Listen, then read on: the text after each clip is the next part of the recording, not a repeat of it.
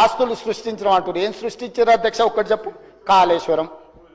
మా వెంకటరెడ్డి గారు చెప్పారు అది కూలేశ్వరం అని. 3 ఏళ్లలో 1,02,000 కోట్లు కాంట్రాక్టర్లకు పే చేశారు. మొదటి 5 సంవత్సరాలు ఒక ఆయన మంత్రి, 5 సంవత్సరాలు ఇంకొక ఆయన మంత్రి. ఆ శాఖకు ఇద్దరు కలిసి పోటీలు పడి మొత్తం వాళ్ళు ఇంజనీరు, సైంటిస్టు, డాక్టరు, లాయరు, ఒకటి గోవింద సినిమా ఉంటుంది. వాళ్ళ ఇంటి నిండా ఫోటోలు ఉంటాయి. డాక్టర్గా, లాయర్గా, ఇంజనీర్గా, సైంటిస్ట్గా. నిజంగానే అమ్మాయి పెళ్లి సూపులకు వచ్చి అవన్నీ చూసి ఇవన్నీ చదువుకుంటామని పెళ్లి చేసుకుంటుంది. తర్వాత చూస్తామని గోనమాలు కూడా రావు, ఇడిచిపెట్టి పోతా అంటది.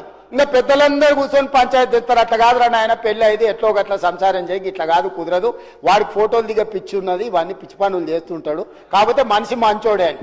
ఇవాళ డాక్టర్లు, లాయర్లు, ఇంజనీర్లు 80,000 పుస్తకాలు అన్ని మీరే చదివినాం అని చెప్పి కడితే అది కుప్ప కూలిపోయింది. దాంట్లో నీళ్లు నింపండి అంటుండు. నీళ్లు నింపితే కొట్టుకపోతుందని ఎన్డీఎస్ఏ చెప్తుంది. నీళ్లు నింపి కొట్టుకపోతే చూసినా కాంగ్రెస్ వాళ్ళు మేము కడితే కూలింది ఇప్పుడు వీళ్ళు కొట్టుకపోయేటట్టు చేసిరని మమ్మల్ని బద్నాం చేయాలని కంకణం కట్టుకొని తిరుగుతారు. 5 మంది రిటైర్డ్ చీఫ్ ఇంజనీర్లతో వాళ్ళే కమిటీ వేసారు కూలేశ్వరాన్ని ఎక్కడ కట్టాలని. ఈడ కడితే గ్యారెంటీగా కూలిపోతుంది, ఇది మాత్రం వద్దని వాళ్ళు వేసుకున్న రిటైర్డ్ తెలంగాణ ఇంజనీర్లు నివేదిక ఇచ్చారు.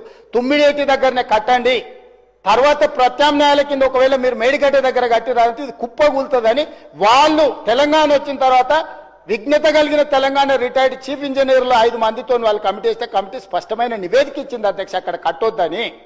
కానీ భరితగింపుతోనే అక్కడ కడితే అది కూలిపోయింది. ప్రజలకు క్షమాపణ చెప్పి తప్పు జరిగింది ఏం చేద్దామని అడగకుండా ఇంకా బుకాయించే పని.